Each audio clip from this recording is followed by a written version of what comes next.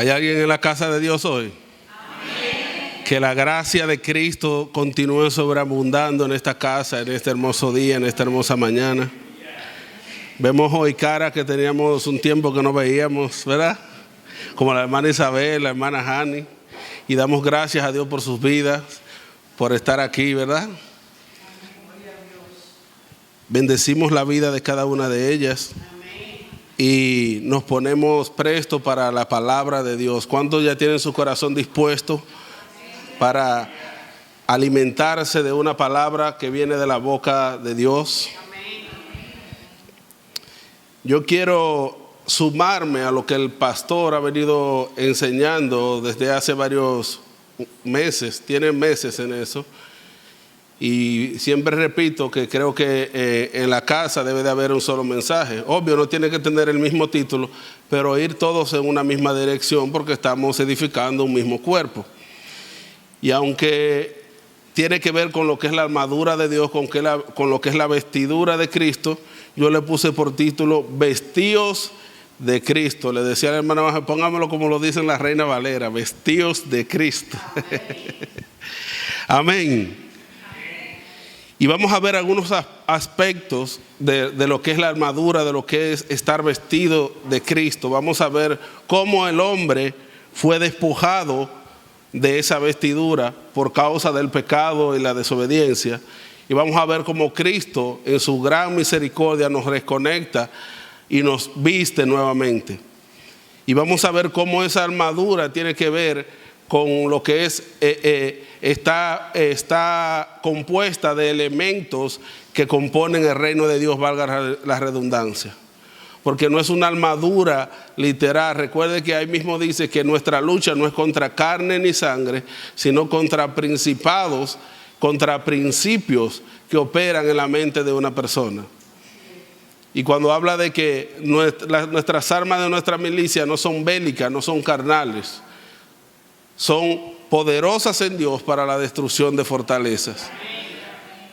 A mí me encanta cuando Jesús le dijo a sus discípulos, cuando le reveló lo que era la iglesia, cuando Pedro le reconoce como el Cristo, el Hijo del Dios viviente, Jesús le dijo una palabra a sus discípulos. Y Jesús le dijo a ellos que en esa revelación de que Él era el Cristo, Él iba a edificar su iglesia. Y hay algo que yo creo que muchas veces se ha malinterpretado, y es lo siguiente: el Señor le dice a ellos, y las puertas del infierno no prevalecerán contra la iglesia. Y pareciera que es que las puertas de la iglesia estarían resistiendo al infierno. No sé si me explico. Porque yo oigo mucha gente que habla de ataques. No porque el enemigo me está atacando, no porque el enemigo vive atacando a la iglesia. Es al revés. Cuando la iglesia entra en la revelación de quién es el Hijo de Dios y quién es ella, cuál es su identidad, entonces las puertas del infierno son las que tienen que retroceder. ¿Hay alguien en casa todavía?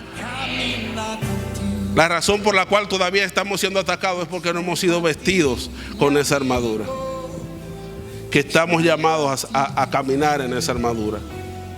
Porque cuando usted camina, cuando nosotros como iglesia caminamos vestidos de Cristo, donde quiera que haya tinieblas, las tinieblas tienen que retroceder. Si usted se mete a la cueva más oscura y enciende una linterna, pareciera como que ocurre un milagro, porque todo lo que es tinieblas se esparce. ¿Hay alguien en casa todavía? Es decir, que son ellas las que huyen. Usted nunca va a ver la luz huyendo de las tinieblas. Ahora usted va a ver la luz, las tinieblas esparciéndose cuando la luz es puesta en marcha. ¿Hay alguien en casa todavía? Y yo creo que estaba llegando el tiempo donde esa palabra debe de llevarse a cabo, donde las puertas del infierno empiecen a retroceder. Han avanzado mucho ya.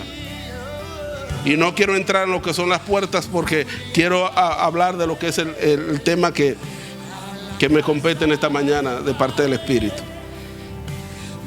Vestidos de Cristo. Dígale a alguien, vestido de Cristo. Dígaselo en español dominicano, vístete de Cristo. Amén. Estamos llamados a vivir vestidos de Cristo. Y vamos a ver cómo aconteció esto. No quiero entrar mucho en lectura, porque la Biblia usted se la sabe. Y esto se ha hablado mucho aquí. Pero si usted lee Génesis, capítulo 1, capítulo 2, capítulo 3, se va a dar cuenta que cuando Dios crea al hombre, el Señor dice que lo hizo a su imagen y semejanza. Es decir, que ese hombre tenía una ropa, tenía una vestidura. Muchas veces entendemos, por lo que hemos visto en películas y en muñequitos, que Adán y Eva andaban desnudos como Dios los trajo al mundo, jugando en el Edén como dos muchachitos, porque eso es lo que nos ha pintado la película, ¿verdad? Y nos hacemos esa idea. Pero déjeme decirle que cuando ellos fueron creados, antes de ellos pecar, ellos no estaban desnudos. Ellos estaban vestidos. Lo que pasa es que estaban vestidos de ropas reales. Por eso ellos no podían ver su desnudez. Y esa ropa real era lo que en hebreo le dicen la chequiná de Dios, la gloria de Dios los cubría a ellos. Ellos estaban vestidos de vestiduras sacerdotales. Cuando usted lee Ezequiel, que muchos le atribuyen Ezequiel, creo que 32 o 28, le atribuyen todo el capítulo a Satanás. No todo habla de Satanás. Cuando la Biblia dice, en el huerto de Dios estuviste, y dice que cuando él nació, fueron tocados tamboriles, déjeme decirle que no fueron para él, fueron para el Hijo de Dios. Por eso se enojó él.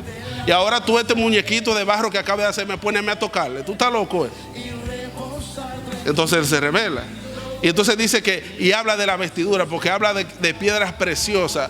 Adán, llámese Eva, estaban vestidos de piedras preciosas. Tenían unas vestiduras sacerdotales. Eran reyes y sacerdotes.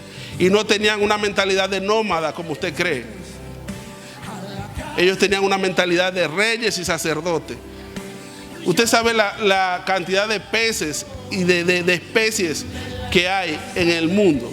Especies que usted ni yo conocemos. Y dice la Escritura que Adán le puso nombre a cada una de ellas. Eso no fue tarea de un día, hermanos. Eso fue tarea de mucho tiempo. Y eso fue un trabajo científico. Tan científico que hasta hoy la ciencia le ha dejado los mismos nombres. Hay alguien en casa todavía. Era una mente de gobierno, por eso era una mente de señorío. Tenía una vestidura sacerdotal, era rey y era sacerdote. El primer Melquisedec que pisó la tierra se llamaba Adán. Llámese Eva. Cuando digo Adán, estoy hablando Eva porque son uno. ¿Hay alguien en casa todavía? Ahorita dicen las mujeres, no mencionó a las mujeres, más chiste, varón. No, cuando se habla del hombre, se está hablando de la mujer en conjunto. ¿Hay alguien en casa todavía?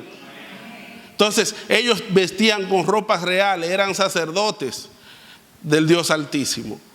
Pero ¿qué pasó? Que por causa del pecado fueron desnudados. Porque el pecado y la desobediencia nos desnuda de las ropas reales. Por eso se vieron desnudos. ¿Hay alguien en casa todavía?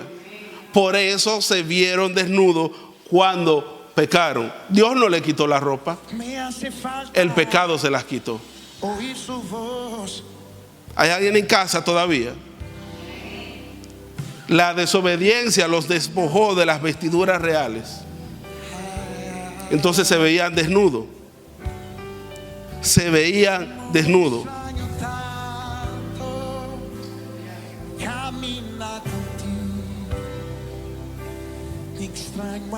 Y cuando hablamos de vestidura, hermano, vamos a leer un poco. ¿Quiere leer conmigo? Vaya conmigo a Génesis capítulo 3. Génesis capítulo 3. Vamos a leer esa historia tan leída. Vamos allá. Génesis capítulo 3, versos 7 al 14. Lo demás lo lee en casa, por favor. Génesis 3. Vamos a ver qué pasa luego de la desobediencia y la destitución. Todavía no habían sido destituidos legalmente por Dios, pero ya habían sido despojados de la vestidura. Dice el 7, luego que la mujer es engañada, dice el verso 7, Entonces fueron abiertos los ojos de ambos. ¿Cuáles ambos? Adán y Eva. Y conocieron que estaban desnudos. Entonces cosieron hojas de higueras y se hicieron delantales. Ellos se vieron desnudos porque ya la gloria se había ido de ellos. Entonces ellos dijeron, vamos a hacer nuestra propia ropa, porque el enemigo les había dicho a ellos que si ellos comían de ese árbol, ellos iban a ser como Dios. Y luego se dan cuenta que la sabiduría humana solamente le daba para hacer ropa de hoja de higuera, taparrabos. Usted sabe lo que aconteció aquí. No fue algo tan sencillo como que estaban desnudos y cogieron unas hojitas de higuera, se la pusieron y ya. ¿Sabe lo que pasó acá? Que pasaron de una mente de gobierno, de una mentalidad de reyes a una mentalidad de nómadas. Todo lo que estaba incrustado en su espíritu, toda la sabiduría, toda la plenitud de Dios que estaba en ellos por causa de esa vestidura, se despojó de ellos. Entonces lo que el diablo le había prometido no se cumplió. Por eso es que el hombre desde ese entonces ha vivido descubriendo, pero Adán ya lo sabía. Es como si él se hubiese dado un golpe. Usted ha visto a la gente que tiene un accidente y olvidan todo. Todo lo que Dios había depositado en él se le borró. Ahora tuvieron que empezar de nuevo como niños. Usted está viendo cómo pasa cuando nosotros nos alejamos de Dios, cuando nosotros menospreciamos la investidura que Dios nos ha dado a nosotros como hijos. A ellos les pasó exactamente lo que le pasó a Nabucodonosor. Nabucodonosor era un ejemplo de un rey poderoso. Usted lo ha leído en las escrituras. Tanto así que el mismo Dios lo usó para castigar a Israel. Y no había rey como Nabucodonosor en su tiempo. Pero Nabucodonosor entendió que eso era por causa de su sabiduría y de su hermosura. Y empezó a menospreciar a Dios. Y dice la Biblia que Dios no tuvo que quitarle nada. Dios simplemente le cambió la mente. Y pasó de ser un rey poderoso a ser un animal que se arrastraba con las bestias. ¿Qué dice Romanos capítulo 8? Dice que como estimaron ser igual a Dios, y como no se aferraron, dice, como estimaron ser igual a Dios como cosa. No, estoy ligando dos versos de Jesús. Pero dice la Biblia que ellos no tomaron en cuenta a Dios. Ahí es que voy. Dice que ellos no tomaron en cuenta a Dios, sino que se envanecieron en su propio razonamiento. Está hablando de Adán y Eva. Dice, y queriendo ser sabios, ¿qué fue lo que le dijo la serpiente? El día que coman seréis como Dios, serán sabios. Pero ya ellos tenían incrustado toda la sabiduría de Dios. ¿Hay alguien en casa todavía? Pero ellos querían más de lo que Dios les había dado en ese momento. Entonces dice que ellos quisieron ser igual a Dios. Se hicieron necios, dice la Biblia. Queriendo ser sabios, se hicieron necios. Y dice que entonces Dios los entregó a una mente reprobada. Y empezaron, de ahí donde viene la adoración a las cosas. Porque entonces empezaron a adorar lo creado antes que el creador. ¿Tú sabes lo que debió de hacer ellos cuando se vieron desnudos? Ir delante de Dios y decirle: Señor, hemos pecado contra ti y contra el cielo. Necesitamos que nos perdone y nos vista nuevamente. Pero ellos dijeron: ya, nos la comimos, tenemos sabiduría, nos ponemos un par de hojas de higuera y ya no necesitamos a Dios. ¿Hay alguien en casa todavía queriendo ser más sabio que Dios? Se volvieron nómadas, hermano. Todo eso pasó en un tiempo que usted y yo no nos imaginamos. Dice que se hicieron delantales. Dice: y oyeron la voz de Jehová Dios que se paseaba en el huerto al aire del día, y el hombre y la mujer se escondieron de la presencia de Jehová Dios entre los árboles del huerto. Yo me imagino a David leyendo esta porción. Señor, ¿a dónde huiré de tu presencia? ¿De dónde me esconderé de tu espíritu? Oye, mira si eran sabios. Ellos pensaban que se estaban escondiendo de Dios. ¿Cómo usted y yo nos escondemos de Dios? Mira qué sabios eran ellos. Mira, lo que vamos a hacer es, nos ponemos detrás de un árbol para que cuando Dios venga no nos vea. ¿Usted cree que esa pregunta, cuando Dios le dice en el verso siguiente, Adán, ¿dónde estás tú? ¿Tú crees que Dios no sabía dónde estaba Adán y Eva?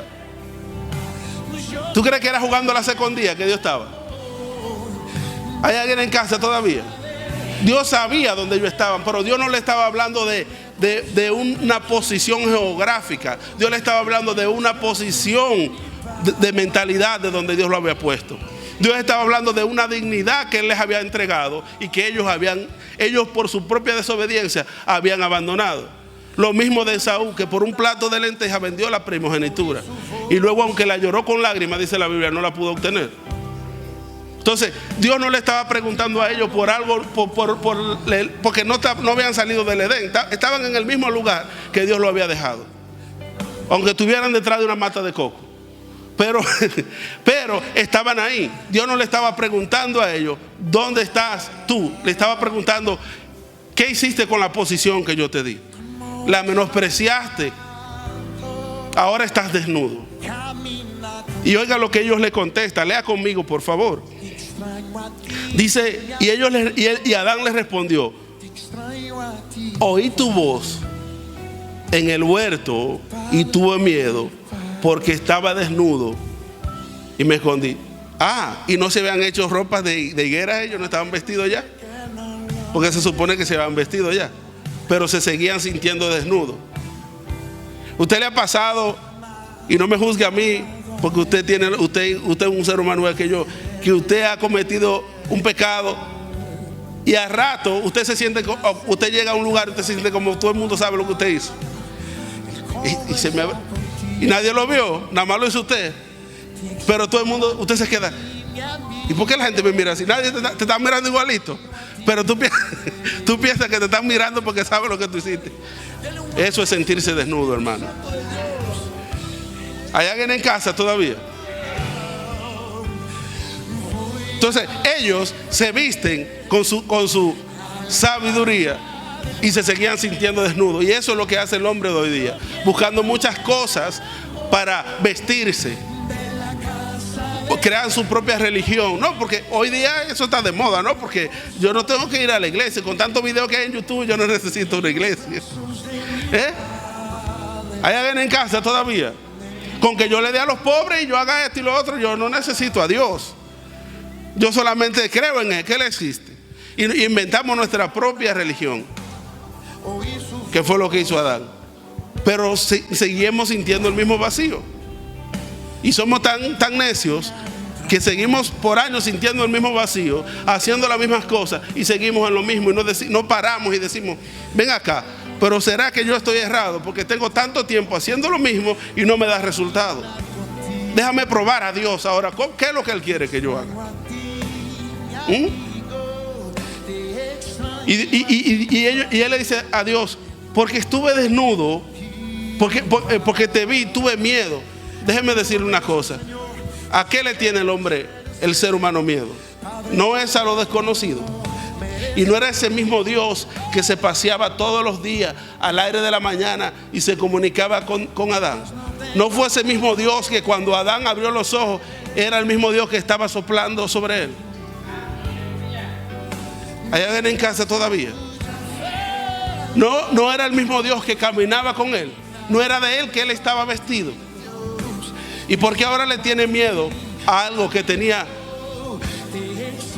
tiempo conociendo? Incluso era su padre. ¿Cuántos de ustedes le tienen miedo a su papá? A lo de antes por la correa, ¿verdad? Pero se supone que a su padre usted no le puede tener miedo. Eso es lo que hace el pecado en nosotros. Produce temor. El temor, hermanos, nos neutraliza. ¿Hay alguien en casa? Y él le dice a Dios,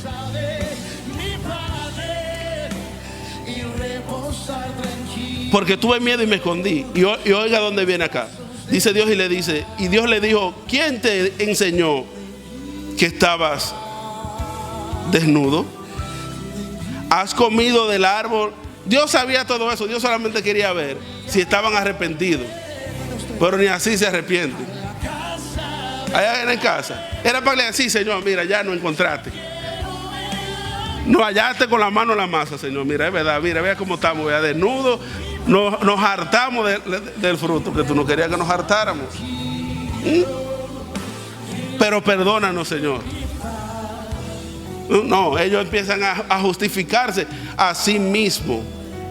Dice, y el hombre respondió, la mujer que me diste como compañera me dio del árbol y me comí, y yo comí. Entonces Jehová le dice a la mujer, yo imagino a Dios muerto de la risa con la estupidez que ellos estaban cometiendo. Ellos creen que son más sabios que yo. ¿Qué es lo que has hecho, mujer? Y la mujer le dijo, la serpiente me engañó y yo comí. Yo me imagino que la serpiente miró para atrás. ¿A quién culpo ahora? Allá en casa todavía. Porque nosotros, el ser humano, siempre está buscando a alguien a quien echarle la culpa. Y cuando no encuentra a quien echarle la culpa, le echa la culpa a la misma serpiente. Allá en casa todavía. Esa es la gran sabiduría humana que nosotros tenemos. Y por ahí usted sabe la historia.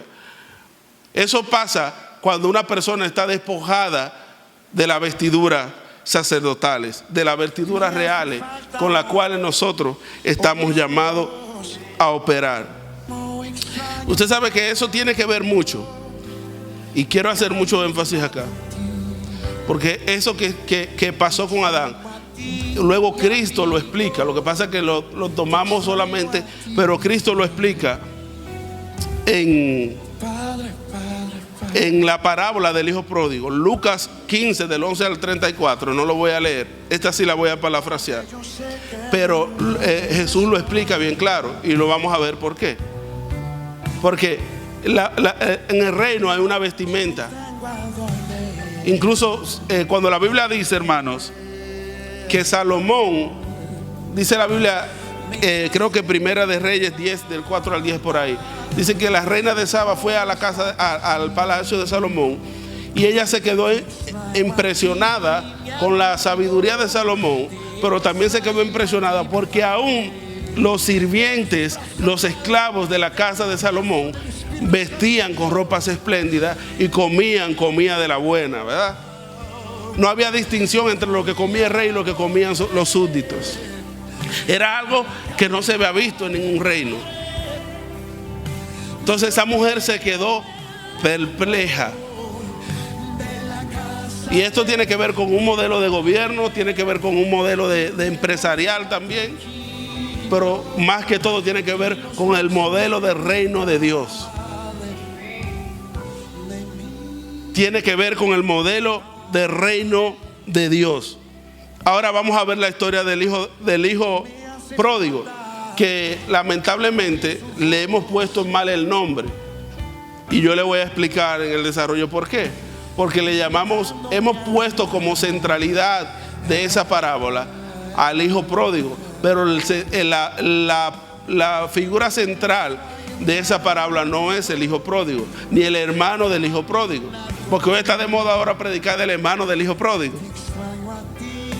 La figura central de esa parábola es el padre de la casa, porque Dios está haciendo aquí, Cristo lo que estaba aquí, Jesús lo que estaba era aquí, trayendo a colación por medio de parábola lo que pasó en el Edén, y estaba haciendo un paralelismo también entre Israel y los gentiles, y usted va a ver por qué.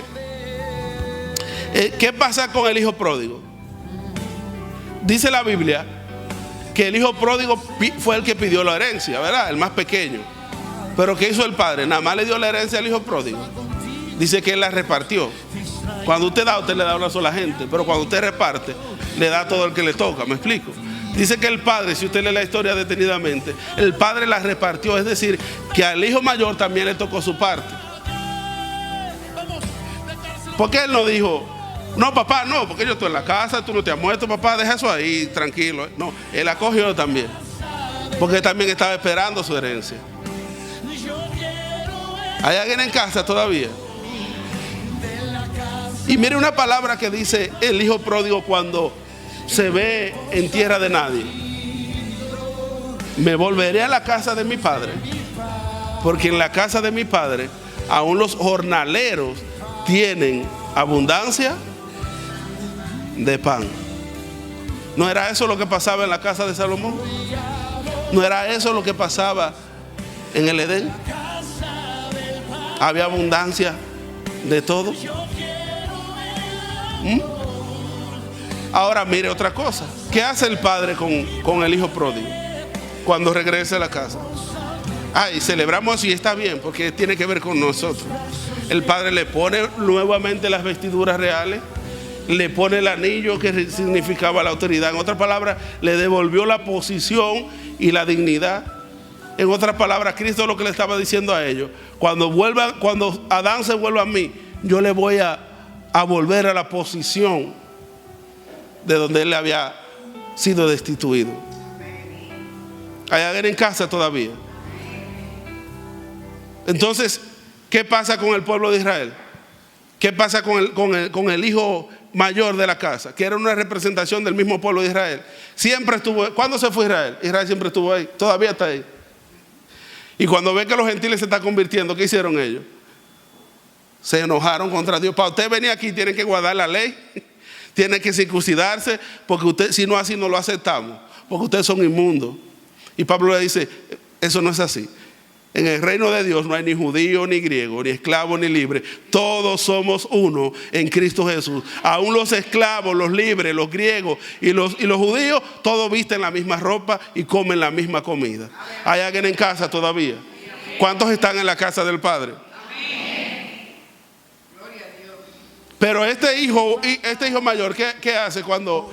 Esto es triste. A mí me da más pena la historia del hijo mayor que la historia del hijo pródigo.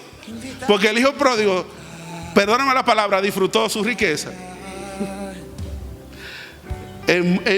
Mal, pero la disfrutó. Y cuando viene se le restituyó. Pero el hijo mayor siempre estuvo ahí y no pudo disfrutar lo mejor. ¿Qué le dijo Jesús entre Marta y María? María ha tomado la mejor parte. Él se quedó, pero se quedó como un sirviente. Nótese que cuando una persona de importancia, un rico o un rey, porque yo no veo ahí un señor mayor con mucho dinero, yo veo ahí a un rey, porque está hablando de un reino. Ese padre, ese rey, que era una representación del Padre, de Dios. Ese padre, cuando un padre o una persona va a tomar una decisión tan importante, ¿a quién se la comunica? Al hijo mayor, al de confianza, ¿verdad? Si no tenían hijo, era que usaban el esclavo mayor de la casa, que pasaba a ser la persona de confianza. ¿Y a quién le dice el padre que prepare la fiesta? A un esclavo.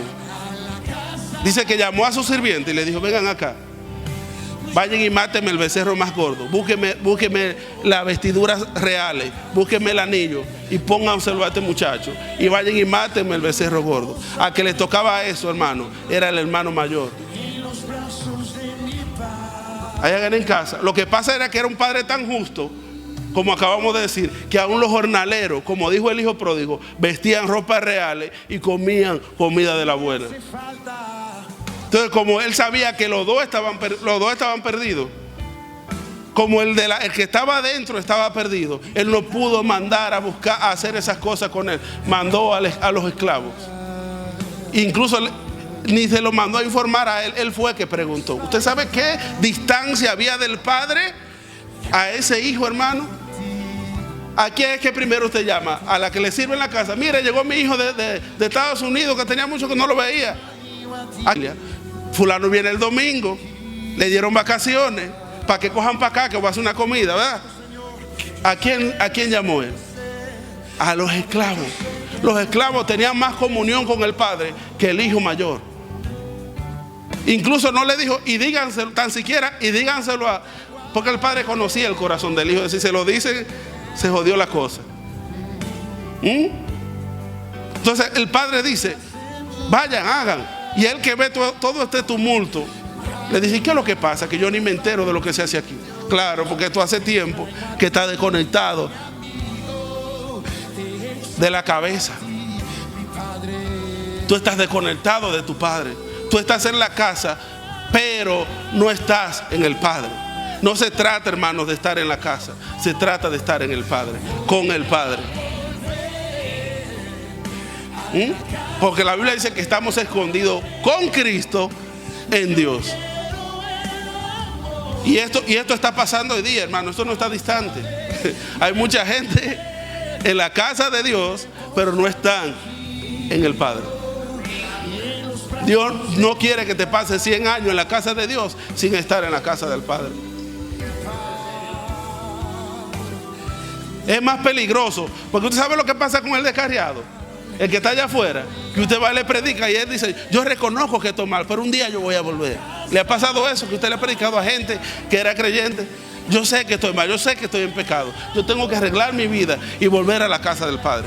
Pero dígale a uno que está en la casa, dígale: mira, hace tiempo que te veo como que tú no estás alineado, como que no estás metido con Dios, como que te falta power, ¿verdad? Como dicen los americanos. Tú como que vienes a la casa y alaba y hace todo, pero yo no puedo ver la gracia de Dios en ti. Este es más religioso, este se cree más santo que todos los santos. Él sabe quién soy yo. ¿Por qué? Porque no reconoce su condición, porque él cree que porque viene a la casa, lee la Biblia, canta 2 coritos y arregla 2 sillas, él cree que él es evangélico, que él es hijo de Dios, y lo que es un total evangélico. ¿Hay alguien en casa todavía? Entonces te puedes pasar 100 años en la casa del Padre descarriado.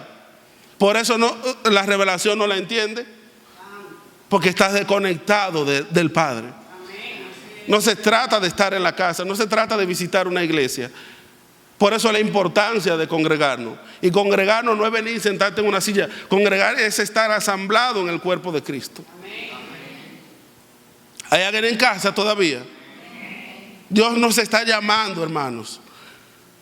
Esta historia, yo me imagino que no solamente reconcilió al que estaba afuera, sino que reconcilió al que estaba dentro.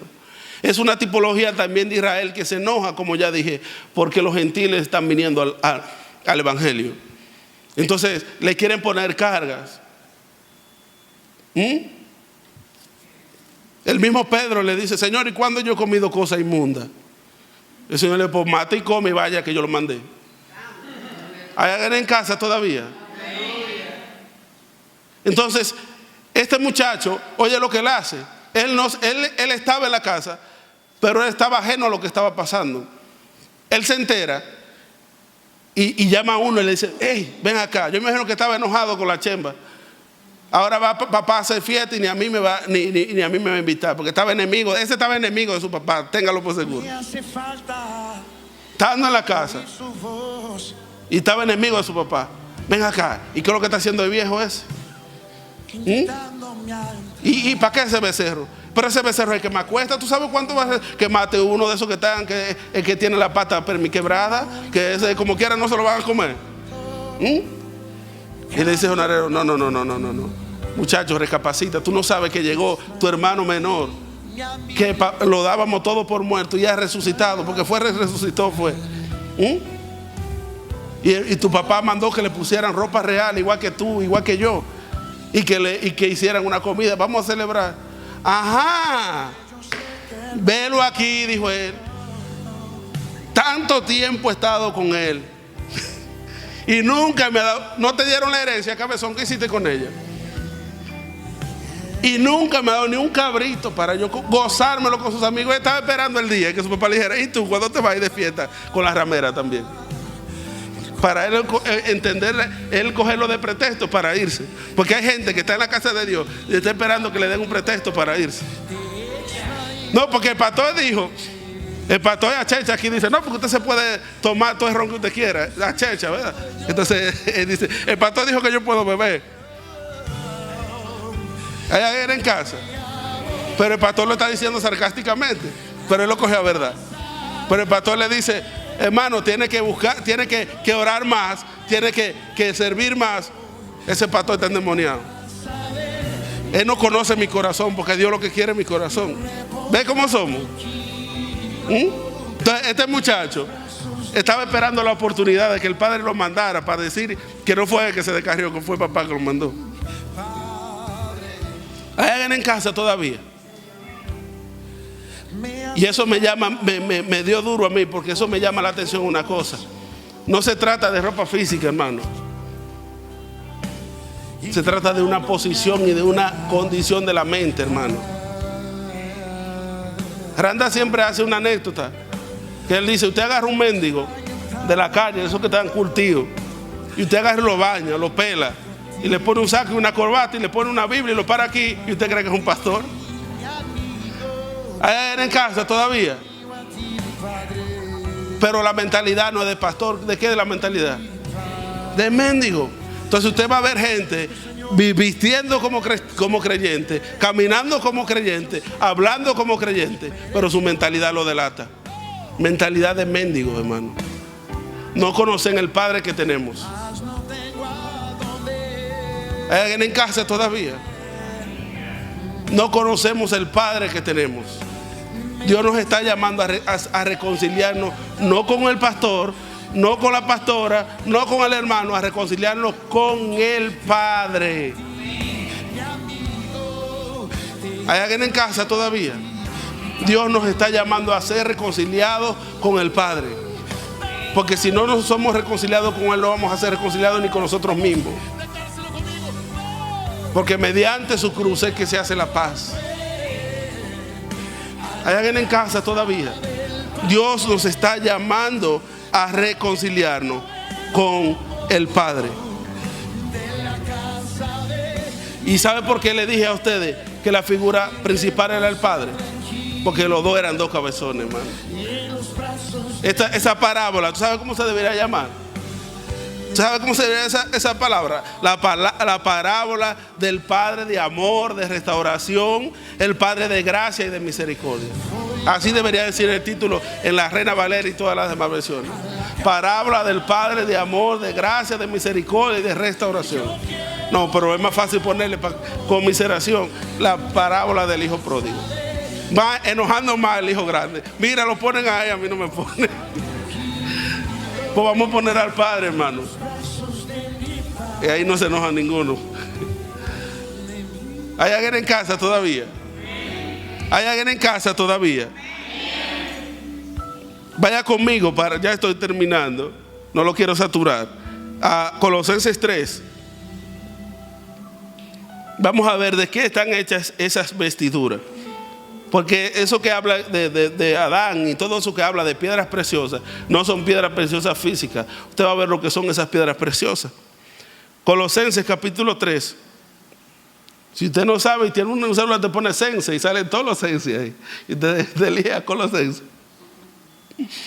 Colosenses capítulo 3. Verso 12 al 17 dice.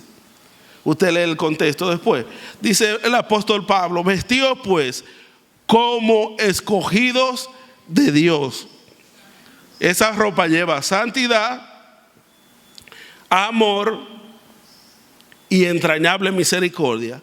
Esa ropa está adornada, esas piedras preciosas son benignidad, humildad, mansedumbre, paciencia. Todos esos son los frutos del Espíritu, hermano. Y los frutos del Espíritu provienen de Cristo. Soportaos los unos a los otros. Pulmones, ¿verdad? Soporta ahí. Y perdonaos, perdón, póngale ahí, los unos a los otros. Y si alguno tuviere quejas contra otro, si hay algún hijo mayor aquí, de la manera que Cristo te perdonó a ti, cabezón, así también hazlo tú con los demás. Y sobre todas estas cosas, me encanta eso, vístanse de amor. Yo creo que el amor es lo que debe de cubrir. Si fuera una ropa de verdad, el amor es lo que debe de cubrir las partes íntimas. Dice, Y sobre todas estas cosas, vístanse de amor, que es el vínculo perfecto. Y cuando estemos vestidos de todo eso, entonces la paz de Dios va a gobernar nuestros corazones. Porque esto es un reino de justicia y de paz, a la que asimismo fuiste llamado en un solo cuerpo. Y me encanta cómo termina, que eso hace mucha falta en este tiempo: gratitud. Sed agradecido. ¿Hay alguien en casa todavía? Dile a alguien: sé agradecido. Repíteselo de nuevo si no te escuchó. Dile: sé agradecido. El pastor ha hablado de la armadura de Dios. La armadura de Dios, yo no lo voy a leer, pero solamente voy a sacar los elementos de la armadura de Dios que tiene, que son componentes del reino. Un reino de verdad, un reino de justicia, de paz. La fe debe estar presente, salvación, oración y perseverancia. Todo eso está, si usted la lee, se va a dar cuenta que todo eso está contenido en la armadura que el pastor ha venido predicando. ¿Hay alguien en casa todavía? Entonces, usted se imagina una ropa física. No es una ropa física, son los atributos de Cristo vistiéndolo a usted y vistiéndome a mí. Debemos de ser vestidos con esos atributos. Y lo poderoso de eso es que usted no tiene que ir a un confesionario para que le hagan esa ropa, porque usted tiene a Cristo dentro de usted, la fuente de donde emana todos estos atributos, todos estos atuendos. ¿Hay alguien en casa todavía? Y por último, para dejarlo tranquilo, vamos a seguir en los Censes, Primera de Tesalonicenses 5.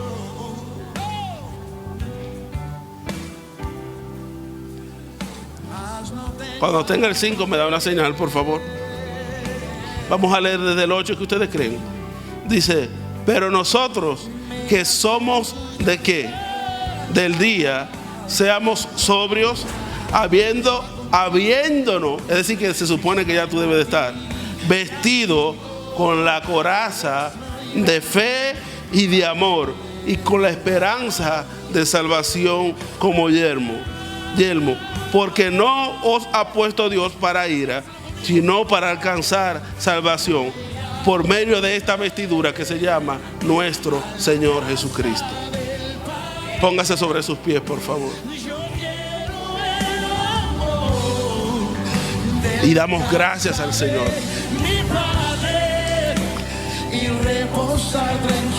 Yo le decía a las personas, siempre les recalco en los estudios bíblicos que estamos impartiendo, que nosotros, la iglesia de nuestro Señor Jesucristo, no sabe en realidad de qué está hecha. No sabemos nuestra identidad. Usted sabe los componentes que adornan la iglesia de nuestro Señor Jesucristo, de la cual usted y yo todos somos parte. Usted sabe los adornos que tiene la casa de Dios. Usted sabe todo lo que Dios nos ha conferido a nosotros en el Hijo. Es cuestión de una mentalidad, mi hermano. Por eso habla de un cambio de mente. Renovaos en el espíritu de vuestra mente, para que podáis comprobar cuál sea la buena voluntad de Dios, que es agradable y es perfecta, hermano. Nosotros muchas veces, ¿tú sabes por qué la iglesia pide mucho? Porque no sabe lo que tiene. Porque cuando usted sabe que lo tiene todo, usted no tiene que estar pidiendo, hermano. Usted solo tiene que madurar. Usted, mire acá. Usted ha visto que usted pone un muchachito y pone una mata de mango y el mango está ahí. Y usted le dice: tómalo. El mango está madurito, rojito, de esos rojitos, ¿eh? Le dice la boca agua, ¿verdad? Y usted pone ese mango madurito, ¿verdad? Y le dice al niño: alcánzalo, por favor. Y el niño brinca, salta y no lo va a poder alcanzar. Ahora el niño crece. Y llega un momento que usted le dice: alcanza el fruto. ¿Y qué hace el niño? Lo toma y se lo lleva a la boca. Eso está hablando que es cuestión de estatura, hermano. Debemos de madurar para que podamos recibir todo lo que Dios tiene para nosotros. En el reino no hay escasez. Diga conmigo: en el reino no hay escasez. Dígale a alguien: en el reino no hay escasez. De nada. Como dijo Juan Luis Guerra, en el cielo no hay hospital. En el reino no hay escasez de nada, hermano. Es solo cuestión de estatura, hermano. Es solo cuestión de estaturas. Levante sus manos y cierre sus ojos, por favor, y dele gracias a Dios por lo que nos ha conferido. Padre, gracias, Señor. Hoy nos volvemos a tu casa, Señor. Hoy nos volvemos a tu casa, Señor. Hoy nos volvemos a tu casa, Señor. Hoy volvemos a la casa del Padre, Señor. Yo siento aquí que hay gente que necesita reconciliarse con Dios en esta mañana. Reconcíliate con Dios. Si quieres pasar al frente, pasa al frente. Pero Dios te está llamando a una reconciliación. Pasa al frente. El Señor te está llamando a una reconciliación. Hay gente aquí que necesita reconciliación con el Padre. No importa si 10 veces le ha dicho: Señor, yo te acepto como mi Señor y Salvador. Hoy es un día de reconciliación. El Señor te está llamando a la reconciliación. No con esta casa, no con los pastores, a la reconciliación con el Padre. Si tú sientes eso que el Señor está demandando en ti, pasa al frente, por favor. El Señor está demandando reconciliación. Levanta las manos al cielo y dale gracias al Señor. Dile: Señor, hoy yo me reconcilio contigo, Señor. Por mucho tiempo he estado en tu casa, Padre, pero no he estado en ti, Señor. Hoy yo vuelvo a ti, Señor. He pecado contra ti y contra el cielo, Señor. Dígale: he pecado contra ti y contra el cielo, Señor. Y como casa de fe, como hijo de Dios, Señor, nos volvemos a ti en esta hora, Señor. Porque sabemos que en la casa de nuestro Padre aún los jornaleros tienen abundancia de pan, Señor. Pero ya sabemos que el Padre no nos va a tratar como jornaleros, sino como hijos, Señor amado. Por lo tanto, nos volvemos a ti en esta mañana, Señor. Vuelva hacia el Padre. Esa área que usted le ha dado rienda suelta, vuélvala al Padre en el día de hoy. Hay áreas de su vida que usted le ha retenido a Dios. Vuélvale al Padre. Vamos, declárselo conmigo. Vuélvale al Padre en esta mañana. El Señor me repite la palabra reconciliación. No tengas vergüenza, reconcíliate con Dios. Dios te está llamando a una reconciliación con Dios. Porque cuando te reconcilies con Él, entonces te vas a reconciliar con todo tu entorno. No digas que todo el mundo le cogió contigo. Es simplemente que no te has reconciliado con el Padre. Porque cuando te reconcilies con el Padre, todo se va a reconciliar. Todo será alineado a tu favor. Padre, gracias te damos, te bendecimos, te exaltamos, Señor. Te loamos, Padre. Reconocemos tu nombre, Señor. Exaltamos tu nombre, Señor. Hoy volvemos a tu casa, Señor. Y reposar tranquilo en los brazos de mi Padre. Reposamos en ti, Señor Jesús. Volvemos a tu casa, Señor. Volvemos a tu casa, Señor. Su casa no son estas 4 paredes. Su casa es un ambiente de comunión, padre a hijo. Adán no había salido del ambiente. Él estaba en el Edén. Estaba quizás detrás de un árbol, pero estaba en el mismo Edén. El hijo pródigo, el hermano del hijo pródigo, estaba todo el tiempo en la casa, pero estaba desconectado del Padre. No es necesario, no es solamente venir a la iglesia, no es solamente decir soy cristiano. Es estar en el Padre, tener comunión con el Padre. Señor, que tú nos devuelvas la comunión que teníamos antes, Señor. Hay gente que ha perdido esa comunión que tenía antes con el Padre, que ya no ora como antes, que ya no ama como antes, que ya no se entrega como antes. Quizá por causa de procesos, de circunstancias. Pero el Señor te está llamando a que vuelvas como antes. Él te está esperando en el mismo lugar que le dejaste. Vuelve a la oración, vuelve a la comunión, vuelve a la lectura, vuelve a decirle: Señor, aquí estoy, Señor. Hoy es un día de reconciliación. Vuelve al Señor. Vuelve a Él, vuelve a Él. El Señor sigue diciendo: reconcíliate conmigo. Aquí estoy. No te escondas más. No te escondas más. Yo sé dónde tú estás. No tienes que esconderte. Yo sé que te sientes desnudo, dice el Señor. Yo solo quiero vestirte y darte alimento, alimento de Padre. Dele un abrazo en el Espíritu Santo de Dios. Vuelve al lugar donde el Señor lo dejaste.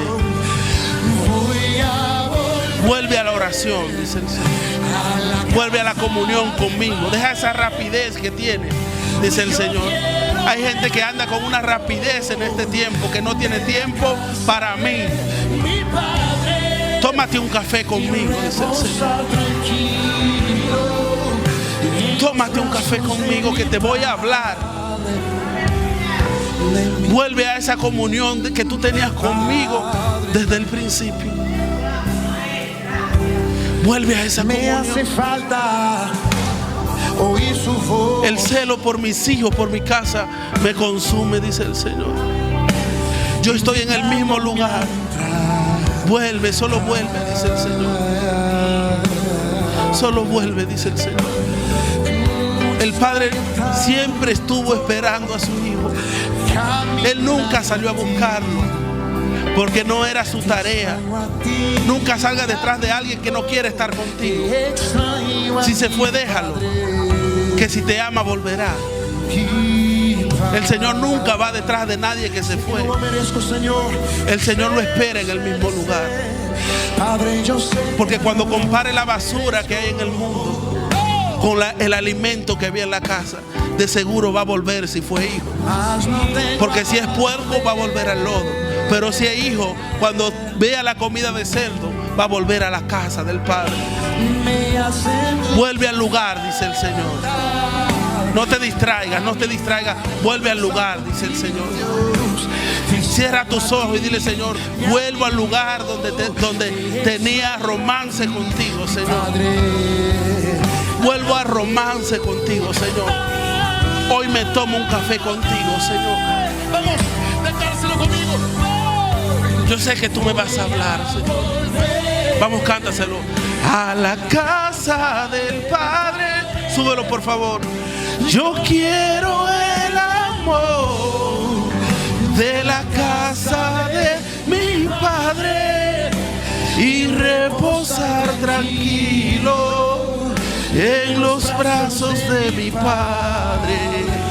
Sí, Señor, Padre. Sí, Señor, queremos volver a tu casa. Cántaselo a Él. A la casa del Padre. Yo quiero el amor de la casa de mi Padre y reposar tranquilo. Hay reposo en mi ambiente. En mi presencia es donde toda carga es quitada. No sigas cargando más esa carga.